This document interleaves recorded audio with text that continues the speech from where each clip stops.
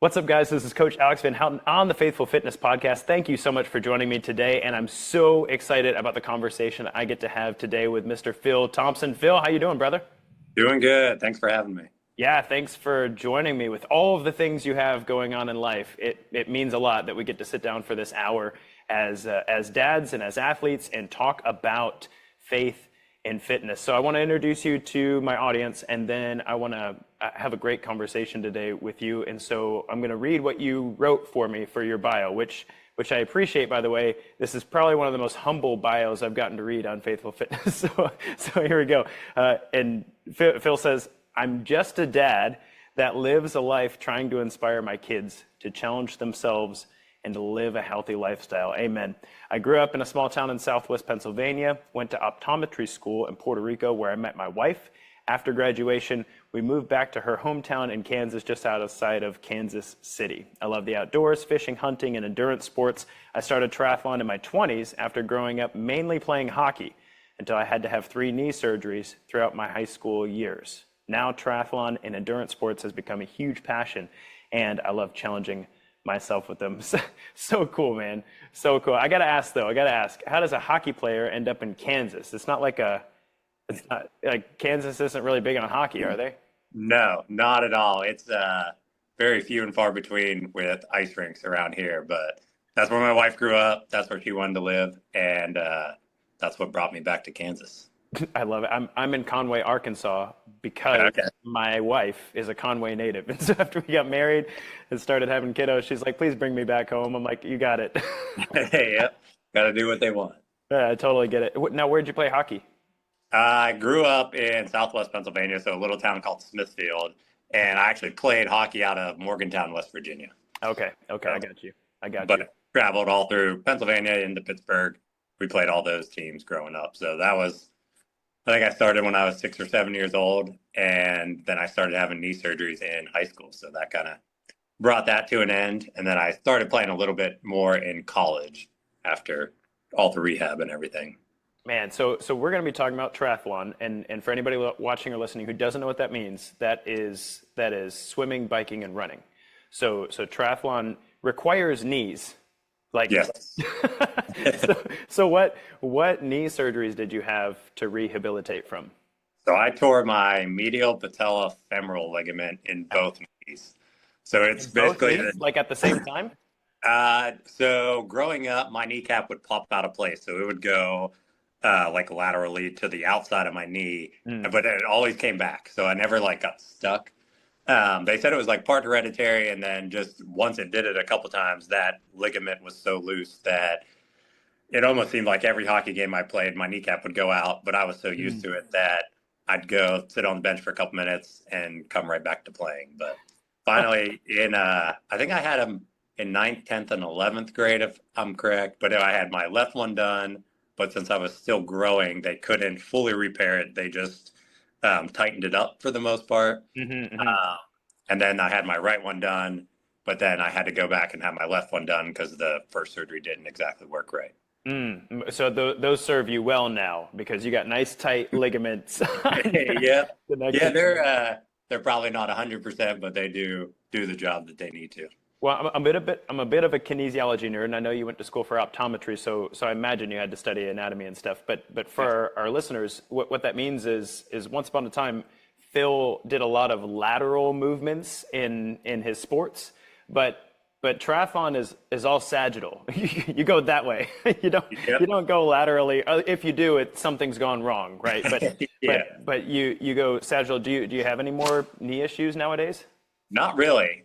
Sometimes I feel like they're probably more sore from everything I've went through, but I haven't had any scares or anything with my kneecap wanting to pop out of place. Because growing up, there'd be times I would do something and I'd be like, ooh, that gets my knee just feeling like it's going to go. And then a lot of times it would pop out of place. But well, during a triathlon, not so much. But I guess you're a dad with 3 boys and a girl. Yep. And I love your Instagram. If anybody watching, listening, if you're on Instagram, go follow Healthy Eyes 365 at Healthy Eyes That's correct, right? That's your handle. Got Okay, it. go follow Phil at Healthy Eyes 365 because all of his stuff. He shows a lot of triathlon training. He does a lot of very practical stuff. But you also you're very adamant that a huge reason that you train is to show up well for your kids. And I have two boys. I don't have three. I have two boys, and those suckers beat on me all the time. Like we are constantly wrestling, throwing, slapping, fighting. You know, there's Nerf guns involved. There's lightsabers. There's all the stuff. I'm sure you know. But you also do a lot of weight training, which in my line of work is like you have to do that. You have to do that. Right. Not just for postural stuff in triathlon, but since none of your triathlon training is laterally loaded, if you're going to live life as an active dad, you got to do that. So has being an athlete in a professional sense and raising three boys, like how does that cross paths? Because I feel like I'd be like on the eve of the big Texas Ironman. I'd be like, all right, guys, nobody jump on dad's head today. like back off, please. Yeah, it's definitely tough to balance, but I think going into all the triathlon stuff, I knew what I was getting into, and I didn't want that part to take away from being a dad. So trying to still be at all their stuff, not saying, hey, I have to go ride my bike, so you guys have to sit here and do nothing, like staying present with them and not giving in to my own self and putting them on the side. But yeah, we definitely do all the wrestling, playing in the yard, all of that. And I think with the strength training, we have a garage gym, so they get to come out and see me do that all the time. And that puts just that little mindset into them that, hey, we need to kind of take care of ourselves too. And, they'll be out there and we have a little play gym set for them and they'll be playing with me. But then just getting them active and being physical out in the yard. And yeah, we do, like I said, the wrestling and everything inside every night. So Right. never ends. We get ganged up on when it's 3-1. And the youngest one, he'll actually be almost 4, has really started to join in and take us on. So it's fun. How old's your oldest? He is 7. Okay, and so you've got 7. What's the next one? 7, 5, 3, and then the girl is almost 11 months. Okay, cool, very cool. So I picture this in my house. My 9-year-old, he's getting really smart, and so he lets my 6-year-old bum rush me, and then he suckers me. Like he tries to find the opening, like, oh, got him. And it's almost to where I'm having to put them in rounds because I will inevitably be injured by this battle 2-on-1. Like, oh yeah, there's no more zone defense. They're getting too smart for that. Are you entering that too, or are you still taking them all on at the same time? Right now, I'm still taking them on, but the oldest kind of stays off to the side. He's kind of like, sounds like your oldest. Like my middle boy will attack me and just does most of it, and then he'll just the older one will stay on the side and get his hits in when he can. And the youngest now, he just comes and jumps on and gets rolled around. It's like Sun Tzu's Art of War, right? Like as they get older, like, okay, I'm going to send the infantry, then the cavalry will come from the side. Yeah, they do a lot more planning than just running in and jumping on. That's right. That's awesome. So I want to talk about how you got into triathlon because hockey in my mind and triathlon are not the least bit related. No, not at all. I was a hockey player. I had to rehab my knee, and then I got into triathlons. Like that doesn't make any sense to me. So I need you to walk me through the process because I love to run. I don't mind cycling. I hate swimming, but I'll do it. But the idea of putting all three of those things together is difficult for me to wrap my head around. However, as a coach over the last 2 decades, I have helped a lot of people execute a triathlon because that's either a bucket list item they have or something they wanted to get into or something like that. And so personally, outside of coaching my clients, I haven't got bit by the bug. I don't understand the appeal. So I would love to hear kind of your story, how you got into triathlon and what made that a passion for you. Yeah. Like I said, went through the knee surgeries, and the one benefit that had was that actually got me into a gym for all the rehab stuff. So basically starting in 9th grade, started doing more like strength training, which I don't think I really would have done too much of throughout high school necessarily. But it got me in that area, and I was at the physical therapy place every week, putting in all that work.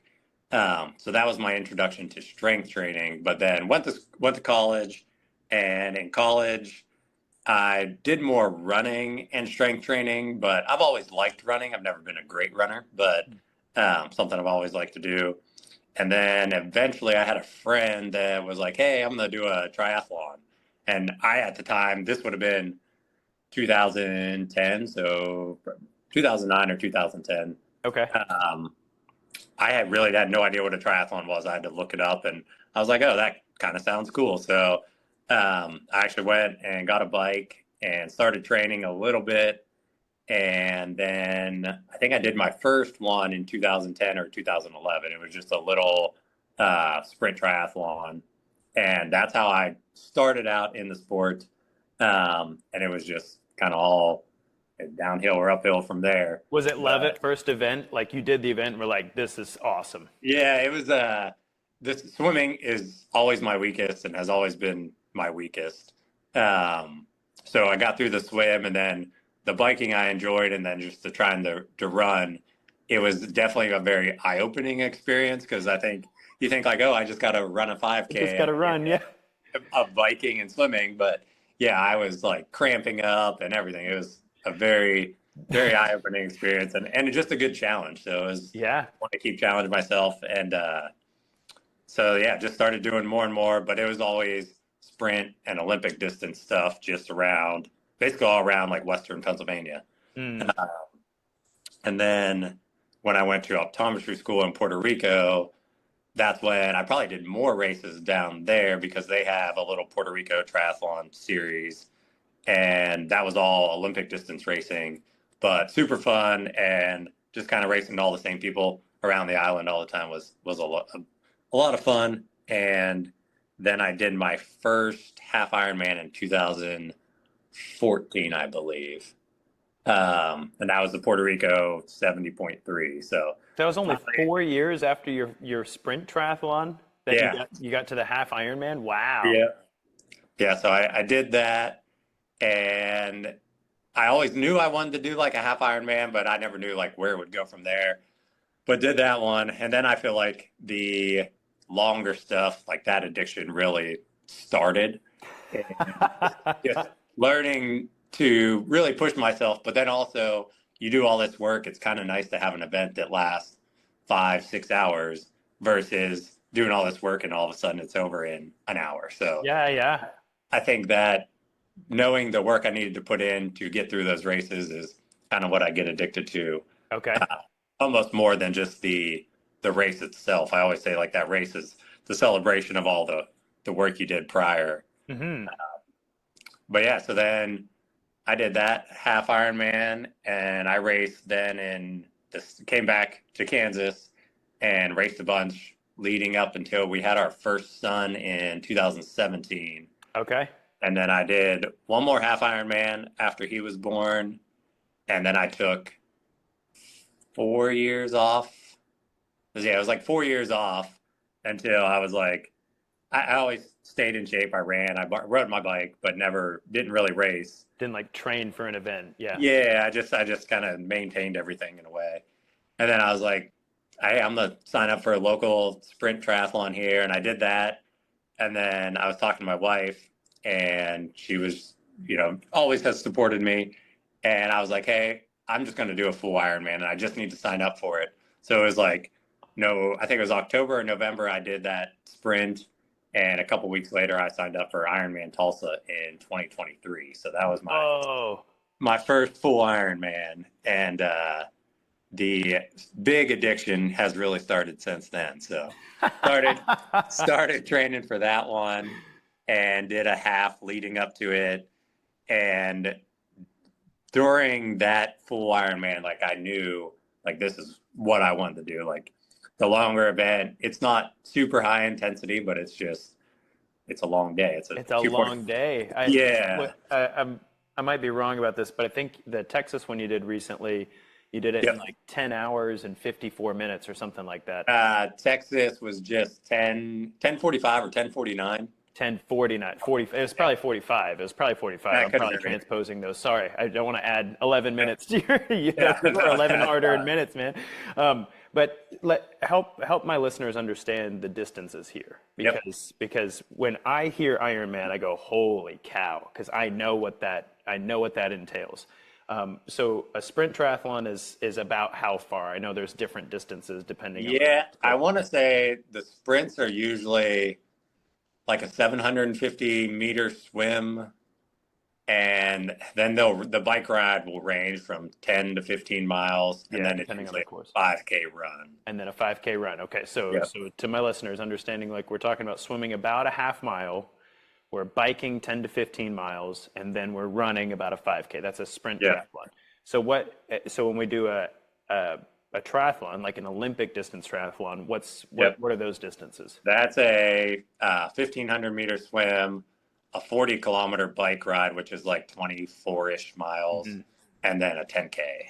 Okay, so 1,500 meters is almost a mile, 1,600 meters is a mile, Yep. and then we're going to about a 24 mile-ish bike Yeah, ride. it's 24 point something. And then a 10K, which is 6 miles. Okay. Yep. And then we start getting where I call the crazy town. Like this is where you live. Yeah. You are the mayor of crazy town. And I say that with admiration, No, not I get it. denigration. So half Ironman is how long? 1.2 mile swim, a 56-mile bike ride, and then a half marathon run. Whew, the half marathon after the 56-mile bike ride that's the thing. Like people are like, oh, I've run a half marathon. Like, did you ride It's 56 different. miles Yeah. prior? It's very different. Yeah. Lead legs for sure. And then finally the Ironman, Yep. So which it's is everything's double there. It's a 2.4 mile swim, 112-mile bike ride, and then the marathon. wow, epic, dude. And you completed that in 10:45 this year. So the Yep. Texas one though, just recently, I didn't quite understand us on Instagram. I apologize for the ignorance here. You did a double. What's the Texas double? So Texas has a half Ironman. This year it was April 6th, so that's in Galveston. Okay. And then um, the full Ironman was April 26th. So they always have two races. So I did them both this year, which the Texas half Ironman in April, the beginning of April, the swim was canceled. So we only had to bike and run. So we had some crazy weather come through, Mm. and they canceled the swim portion. Okay, okay, gotcha. You had one post that said something like, on Saturday I'm an Iron Man, and on Monday I'm just an eye doctor who walks funny or something like that. Yeah, yeah, because what day was that? We raced Texas on, yeah, that was Saturday, and then we ended up flying home on Sunday morning, or Monday morning, and I was back to work that afternoon. So Wow, life goes on. it does, and that's a thing. That's a thing because you finish an endurance event, but you're still a dad. Yep. You still have a day job. You're still a husband, and so like I'm sure there's some rest there, but I would say that anytime I've done an endurance event, and I've not done anything nearly as long as you have, but anytime I've done an endurance event, I'm intentional. Like I want to make sure my boys know, Daddy needs to recover, but it's not like I'm sick in bed in the other room, you Right. know. Like I don't have that luxury. Like I'm Yep. I'm actively involved with them too. I just might not go jump on the trampoline right now, you know. Right. What does recovery look like for you after an event? Yeah, I think my kids understand kind of what I went through, and actually, when they watch a full Ironman, they're pretty exhausted too at the end of that day. Just it's a long day I for bet. everyone. 10 So hours like, is a long time for a kid. yeah, finishing those, they're kind of ready to relax and everything. It's not so much the day of like something like that. I feel like the next day when all the fatigue and everything sets in and you're Mhm. really sore, that's the tough one because they're ready to go again. But those getting out of bed and getting those legs moving is definitely tough. I feel way older than I am. Yeah, you mentioned a trampoline. I did Ironman Florida last November, and the day after, they had this giant um, it's like an inflatable trampoline things, Yeah. blow up bounce houses. And they had a huge bounce house park that was next to our hotel. So the kids, of course, wanted to go on Yeah. that. So doing an Ironman and the next day having to walk and try to play on that was No way. Are you very serious? interesting. Yeah, you're Yeah, fine. they went and did it, and I just like gingerly walked around the place. I think everyone probably didn't know what I was doing, but it was good. What's so funny to me is, no offense to the rest of the population, but you're probably the fittest guy there. But you're like hobbling, like there's Yeah, no way I need to be on that princess bounce house. Like I just don't. yeah. No, it's always interesting. You do those big races, and when you finish them, everyone around you is, kind of knows what you just did because, they're in that vicinity and they say they knew an Ironman was going on. But then, you leave or you get to the airport and you're like walking all funny, and people are just looking at you like, why are you doing this? Like, what's going on? That's a good question. Why are we doing this? I think that's something I'd like to talk about because endurance training in and of itself is by definition inherently painful. Like Yes. painful mentally, painful physically. It's I might even say that it's painful spiritually. I have an event I like called the Death by 5K, which is a 5K every 2.5 hours for 24 hours. And for me, I have an issue with my tendons and ligaments globally in my body.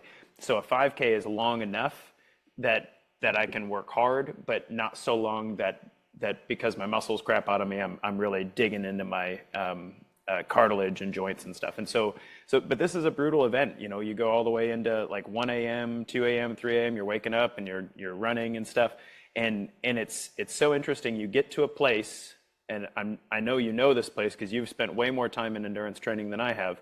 You get to this place where there's nothing left of you, but whatever's underneath. And I think of that as a very spiritual place. I think of that as a very spiritual place to be. What's left of you when your physical body is done, your mental fortitude is done, and there's the little part of you that's like, no, we're going to keep going. So why do all of this long distance stuff? What do you think is the appeal in your heart and mind? For me, it's definitely just getting the best out of me. Like just to see how far I can go, see how far I can push myself, like you said, physically and mentally.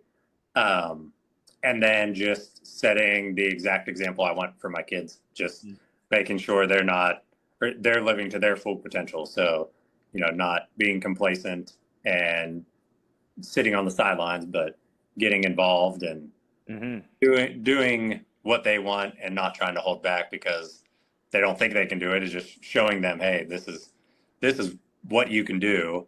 Mm-hmm. And I think it rubs off on the physical side of things, but then mentally gives them a little bit more energy and everything to put towards, any goals they have, whether uh, Mm-hmm.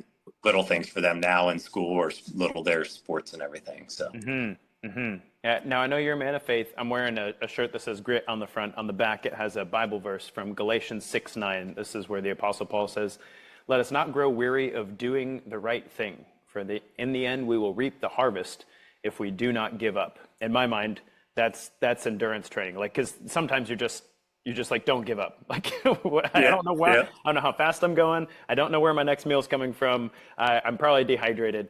But no matter what, I'm not giving up right now. Like I'm just going to keep putting one foot in front of the other. I'm going to keep, one stroke after the other, right?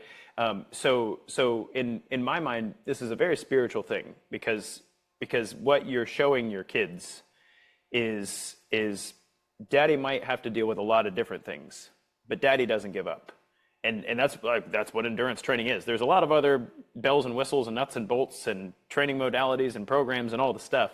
But at the very base of endurance training is like, this is hard, but I'm not giving up. Is when you talk to your kids about this sort of training and they come back from these sorts of events, are you guys having conversations about what it means like not to give up and how you dig deep and what kind of prayers you pray when you find yourself in that place, for instance? How are you discussing this with your kiddos? Yeah, if you ask my kids, like one thing I always tell them is to get comfortable being uncomfortable. Yeah, okay. And they've turned that into it's take the pain to get rid of the pain. That's what I've never said that. My middle child turned that into take the pain to get rid of the pain. So they've, when they're doing something and they don't like doing it, or, it's hard for them, my middle one will actually say, like, hey, my oldest is Gunner. He'll be like, hey, Gunner, don't forget, take the pain to get rid of the pain. And the biggest thing with, I think, endurance sports, and you can turn this into anything with life, is just showing up every day. So, I don't wake up every morning, early in the morning, and be like, oh, yeah, I get to go sit on my bike for 2 hours. I know that's the work that I need to do to be better today and be better the next day. So just waking up, putting the work in, just consistently showing up. And when I do that, then it's consistently showing up for my kids, consistently showing up for my wife, and then at work. So just it's a piece that builds on to other aspects of my life. And I think when you really challenge yourself and see what you're capable of, well, if my kids want to play an extra half an hour, I know I can do that.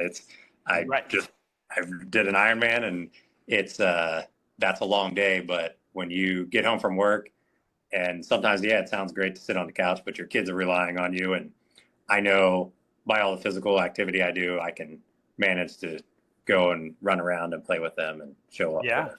Well, there really is something to that, and this is one of the reasons I'm such a proponent of endurance events. Period. Like, and if you're listening to this and you're like, I'm not an endurance athlete, I would still encourage you to go do a 5K. I would still encourage you to go do a swim event, or even just a small obstacle course race or something to challenge yourself, because there's a weird thing that happens in our brain when we, and this is a well psychologically studied fact, when we approach something very, very, very difficult and we're successful, and it might not mean we're the best in the world at it, but we don't die. Like we actually accomplish it. We can complete it.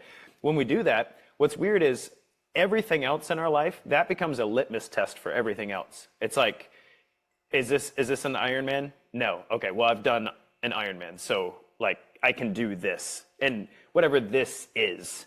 And it kind of takes the feelings out of it. It takes the moods, it takes the emotional factors, it takes things like sleep deprivation. I know you got 4 kids, man. Sometimes you're just sleep deprived. That's how life goes. Oh, yeah.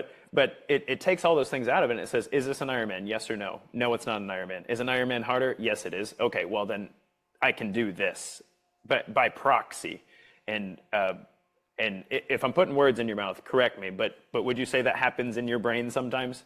Oh, yeah, 100%. Just I do a lot of that, kind of comparing day to day, and then even actually, like, when in life, when you're talking to someone and you're like, tell them I do Ironmans, and their usual first response is, oh, I can never do that, or I would never do that.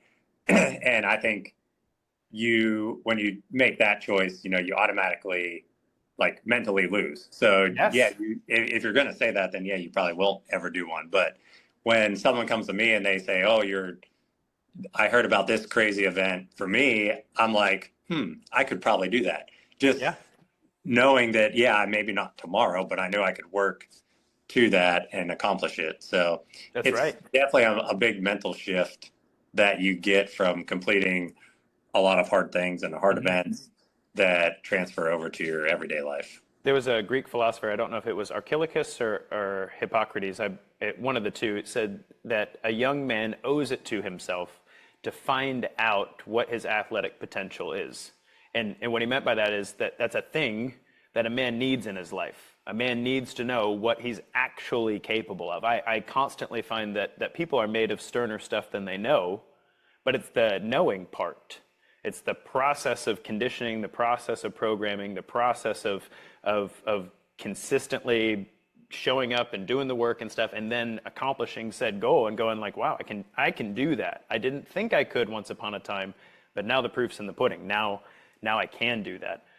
So as far as Ironmanning goes, have you proved to yourself everything you need to prove, or is there more that you're working to accomplish? Definitely more that I'm working to accomplish. I want to break 10 hours in just an actual Ironman. That's one of the time goals that I have. Wow, what's your Um, fastest one? I saw Texas was 10:45, but and, Florida, I did 10:29 and change. okay, so all you But got to do is knock off 29 minutes. yeah.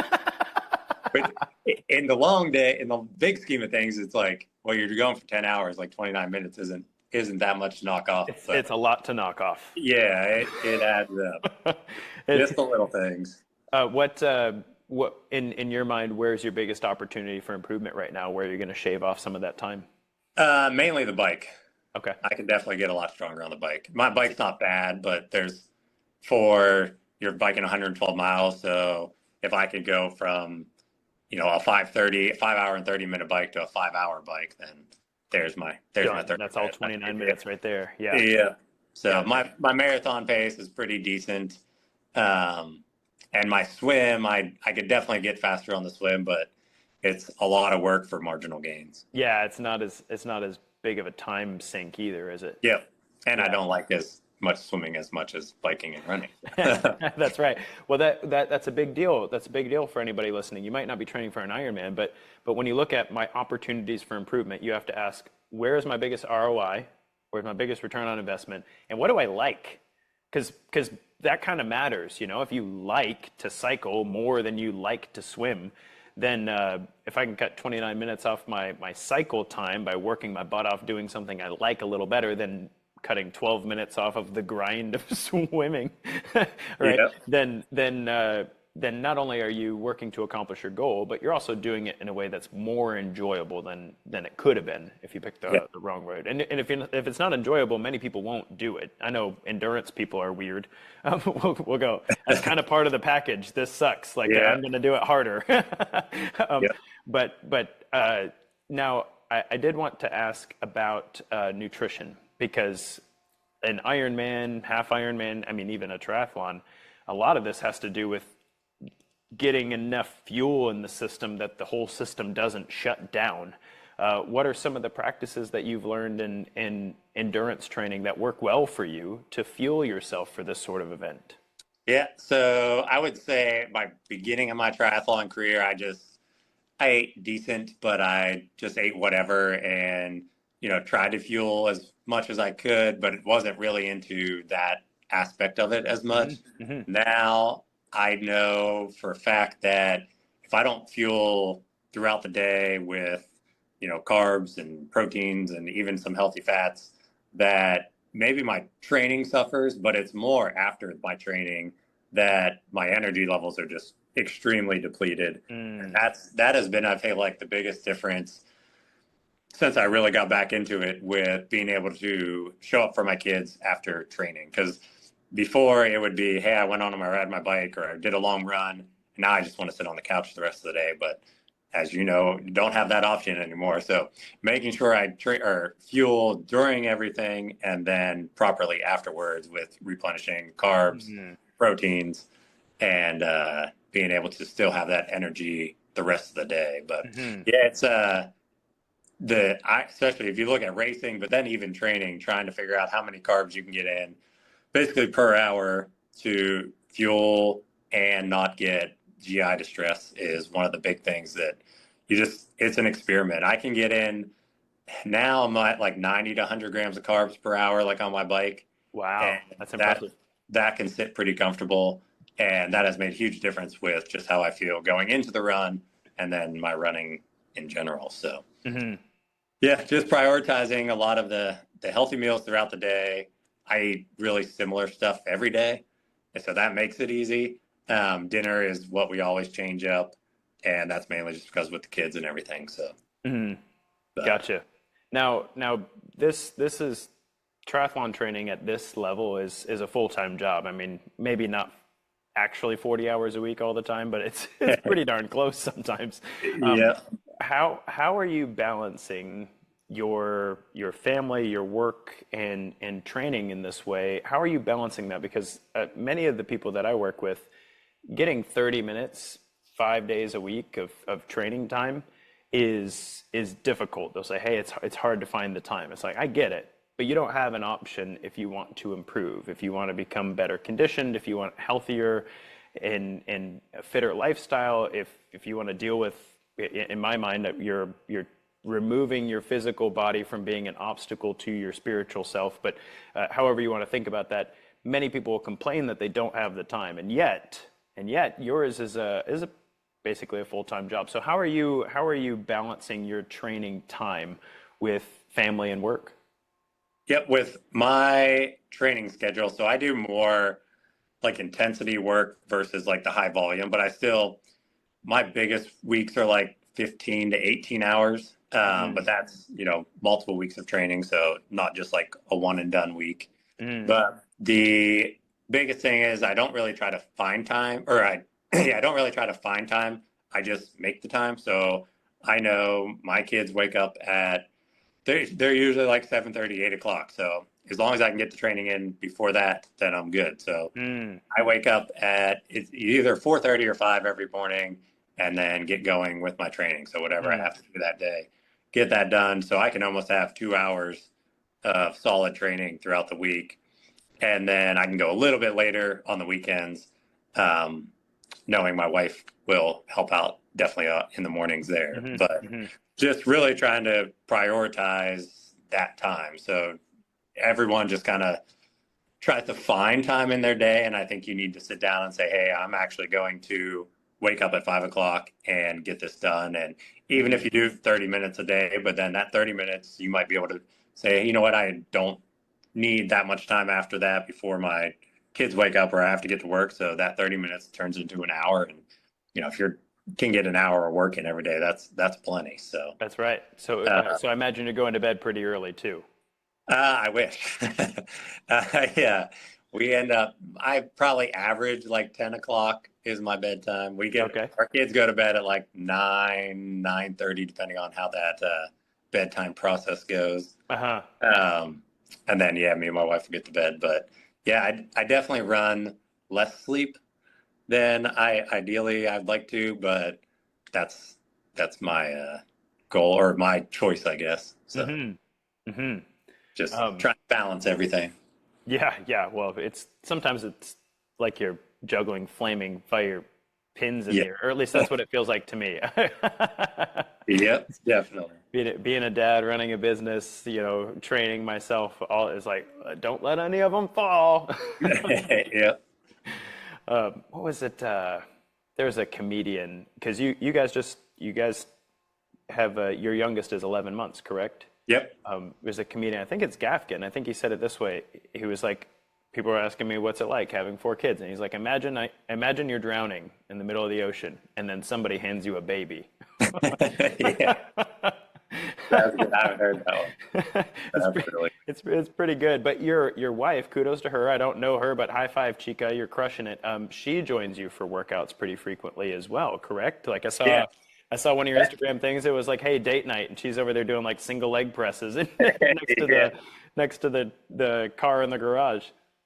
Yeah, that's been a huge upgrade to just the whole training is our garage gym. So having that available, you're not wasting time going back and forth driving to a gym. So, Mm, your hour-long workout that you might have had when you're driving to the gym, you can cut that time way down. But yeah, she yeah. gets out there and she's super supportive in everything I do, and we balance our fitness lives together. But yeah, my strength training, a lot of times she'll jump in and she'll be out there getting it done with us. And then when she's out there, the kids are more inclined to, because we're both out there, to come out and hang out. And now that it's summer, they can be out playing in the driveway, in the yard and whatnot. And we Yeah. can be in there getting our work done. But Yeah. Good family time for sure.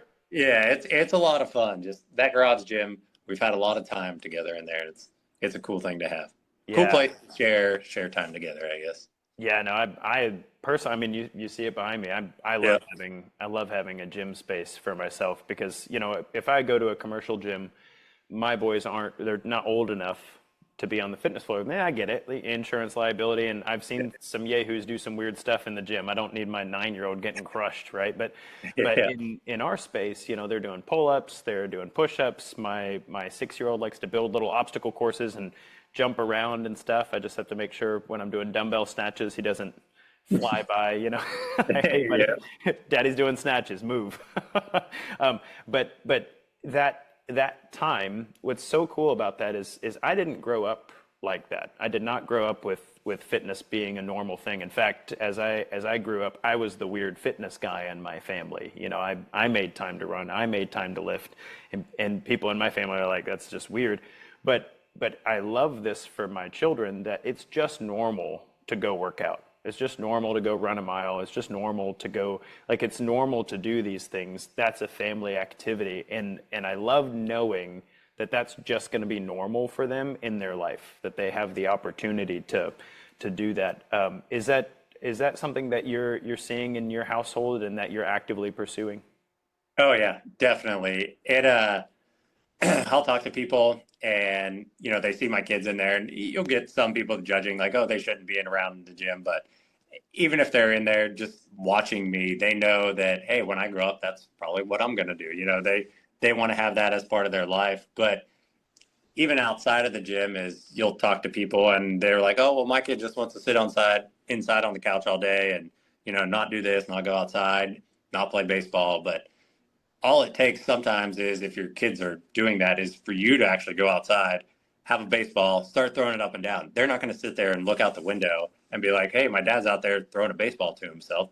They're going to want to join you. And Yeah. that's all it takes is just for them to emulate what you're doing. And that's the easiest way is for you to Mm-hmm. go up and do it Mm-hmm. and get them involved versus just saying, hey, son, go outside and run around. Like show him how to do it or show them how to do it. That's exactly right. And from me to any listeners listening, they're like, I'm not in that great a shape. It's easy for an Ironman to say like, go do it. But I want you to know that your kids will see your effort, even if it's not hyper athletic or anything. Like even going for a walk around the block or doing a soccer drill where you just kick the ball and let them go chase after it. Just being available and around will, one, challenge you because, hey, now we got a thing we have to do, which I have to be in better shape to do all the time, which is Yeah. great. Like that's a great thing to have to work for. You might decide you want to be a part of a triathlon and then you'll have to get in good shape for that. But you also might decide, I want to play soccer with my kid and I'm not in the kind of shape I need to do that. There's nothing healthier or fitter you can do than train to be a good parent. Yeah. That's so huge. But it's so powerful for our kids to see us do something that pushes us to our limits.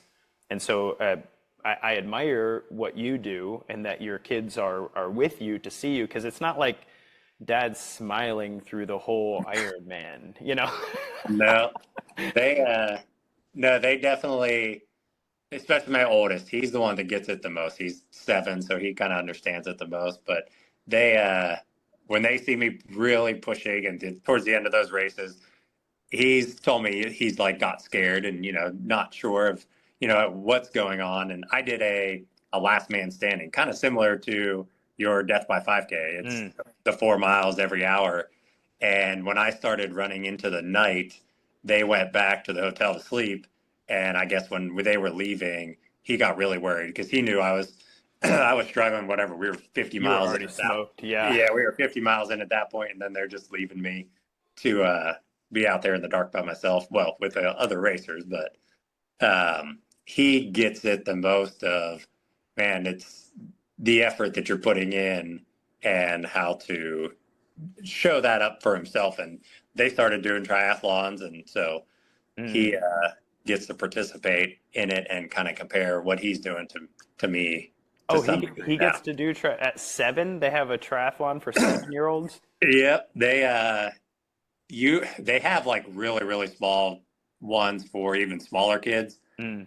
Basically, yeah, if your kid can ride a bike, or they actually do like scooters and some of them too that are like really, really short. But Mm. yeah, they actually have triathlon camp that starts next week. Mm.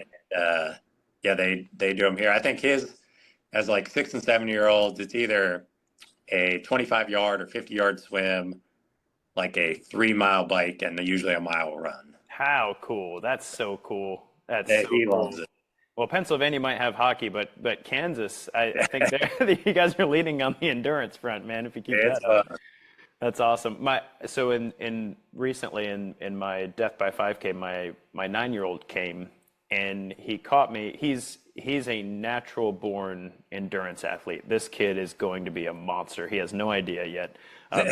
He does like track and field with his school, and they do 200 meters or less. You know, like they don't run any more than that. And he's upset Yeah. because, you know, some of the kids are faster than him. I'm like, you don't understand, buddy. Like if they extended that race for like just one lap around the track, you'd smoke these poor kids because Yeah. there are some kids who are faster, but there's a different thing. There's a different switch that flips when you're the kid who doesn't stop, you know. Right. Oh, yeah. But so anyway, he catches me on the back end of the sixth 5K I'm running, and he runs with me, and he's used to running with me. I've run with this kid since I wouldn't have been able to teach this kid to read without running. He's like off the walls. So it's like, let's go run and then we'll learn the alphabet. So I'm running and he takes off and I'm like, buddy, I'm gonna follow you as best I can, but you are cruising, man. he's probably at 5 minutes a mile and at his pace, and I'm like, because you know I'm 5Ks in. So he turns and he looks at me and it was the weirdest thing. It was the first time in his life he understood that dad can physically not run any faster than he's running right now. Like I can outrun dad.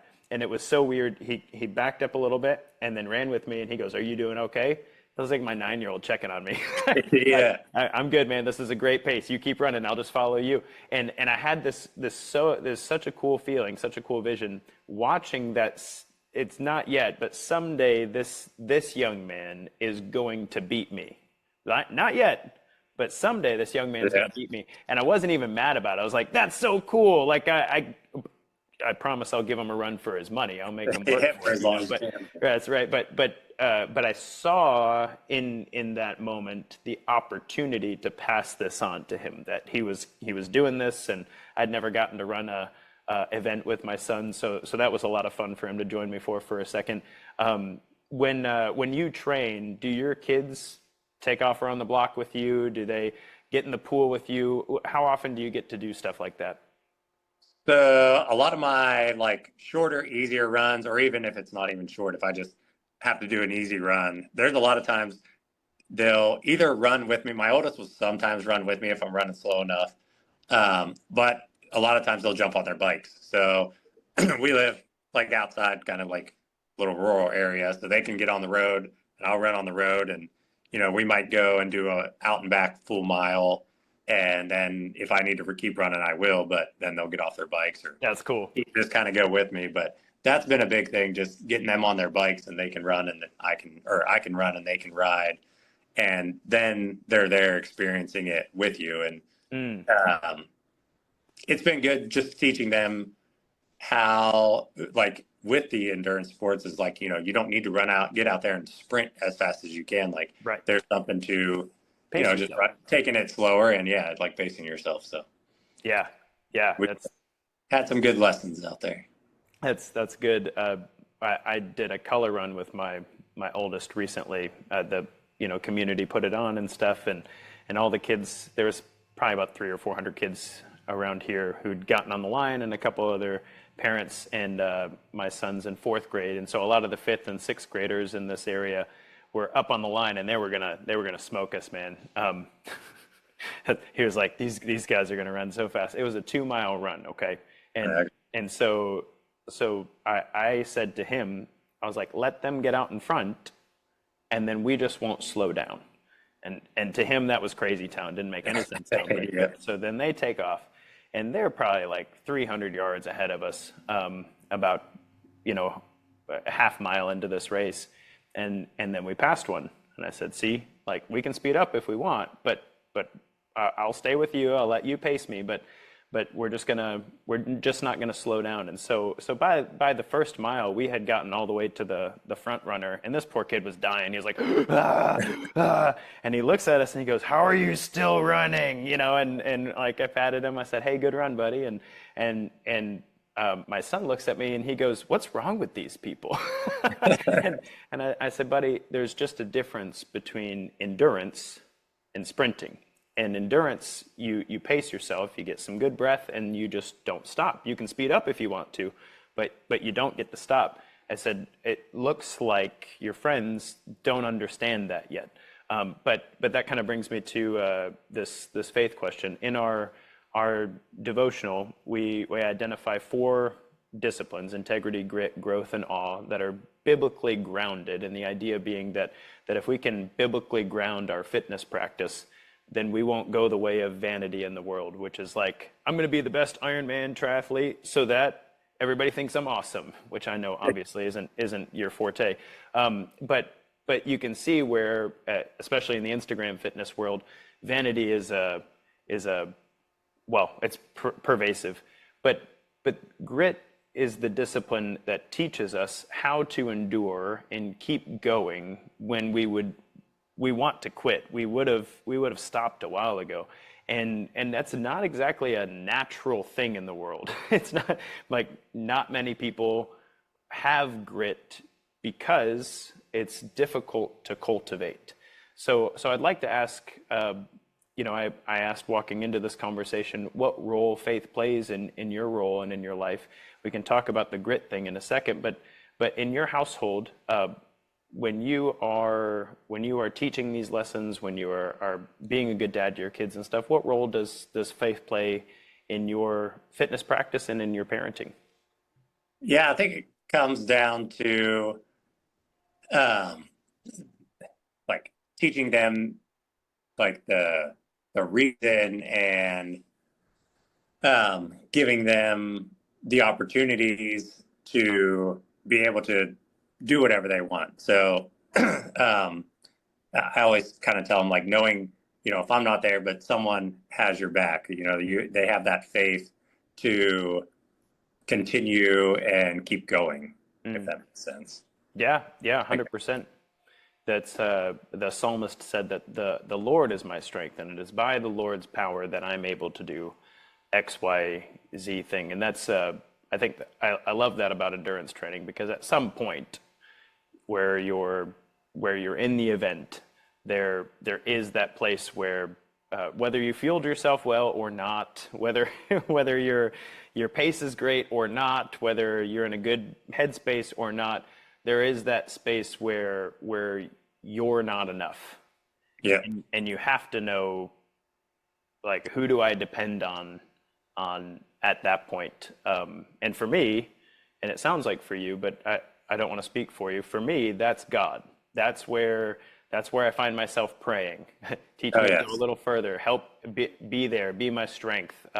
Lord, help me. Sometimes I'm so out of breath, like it's just it's a one-word prayer. Lord, Yeah, just helping you take that extra step and keep going. Like the end of a marathon and an Ironman, you need all the help you can get, and definitely, I think succumbing to His presence and knowing that it definitely helps keep putting a foot in front of the other, because that's all it takes. Mm-hmm.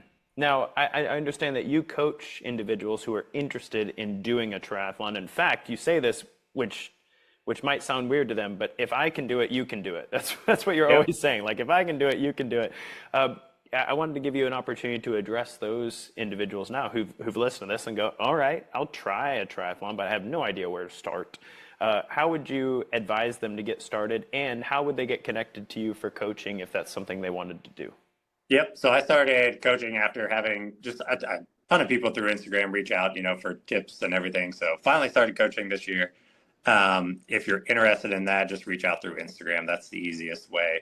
I still have like a couple spots available. I'm not trying to do a ton of coaching, but it's just something I enjoy, and getting to see people progress is pretty cool. So yeah. But yeah, I mean, with triathlon, I know there's a lot of people that just say, hey, I'm going to sign up for an Ironman, and that's what they want to start with. But you can do the evolution of a sprint, Olympic, a half Ironman, and then a full Ironman if you want to go that far. You don't have to do an Ironman to call yourself a triathlete. You can do your local sprint triathlon, and that's a huge accomplishment. Yeah. Like with if I can do it, you can do it. I think the mental side of it has a huge role, and just believing in yourself that you can do something. And yeah, maybe not tomorrow, but 3, 6, 9 months down the road, if you continue to put in the work and show up for yourself every day, that, the fitness will get there. Fitness isn't born overnight. It's a process, and you just have to take the time and that's where the coaching comes into play of, instead of, hey, I want to run a 5K. Well, don't just go out there and run a hard mile every day. Like, take your time, and it might be you're running for a minute and then walking for 9 minutes. So you're doing that for multiple times. So it's a process. And with the coaching, I've just really enjoyed helping some people. And, it's fun to see other people succeed outside of just myself. Yeah, it's cool to see your passion help somebody make a change that they've wanted to for a long time. Yeah, exactly. In the same way that you got addicted to very long range endurance events, Yeah. I got addicted to coaching in that way back when I was working with individuals in ROTC. This was like 20 years ago. And what I saw was if you did the work, you got better. And when you got better, you were like, oh my gosh, I can do that. I couldn't do that before, but now I can. And that changes your whole mindset about your whole life. And I was hooked instantly. Yeah. Like I wanted to help people do that. So I want to, as we're coming up on our time here, I want to pray over you. I want to pray over your family and your endeavors, and then close out our conversation here. So if you would, bow your head with me. Yep. Father God, thank you so much for the opportunity to spend time with Phil today, and thank you so much for the victories and triumphs that you have brought in his life. Thank you for the grit that you're teaching him to grow in discipline in his life, and thank you for the way that it's passing on to his kids. God, I pray a special prayer of blessing over he and his wife and their endeavors, and Lord, I pray that you'll bless him with health and recovery and protection in each of the events that he has coming up. God, I pray that you'll make him a light that inspires other individuals to dig in and learn what you truly made them of, so that they can accomplish great things. I pray these things in Jesus' name. Amen. Well, Phil, thanks so much for the time, man. I appreciate you very much. And to our listeners, guys, this has been Coach Alex Van Houten on the Faithful Fitness Podcast. You know what I'm going to say next? Until next time, train hard, but pray harder. Hey, if this episode helped you, share it with someone who needs to hear it. And don't forget to subscribe and leave us a raving review so more people can find Faithful Fitness. Oh, and my dad's new devotional is almost out now. You can grab a copy for yourself and then join our free community at Better Daily by clicking on the links in the show notes below. We all have a cross to carry, but it's lighter when we do it together. So check out both links in the show notes. Don't be a big mo Bob, just do it. Until next time, don't forget, train hard and pray even harder.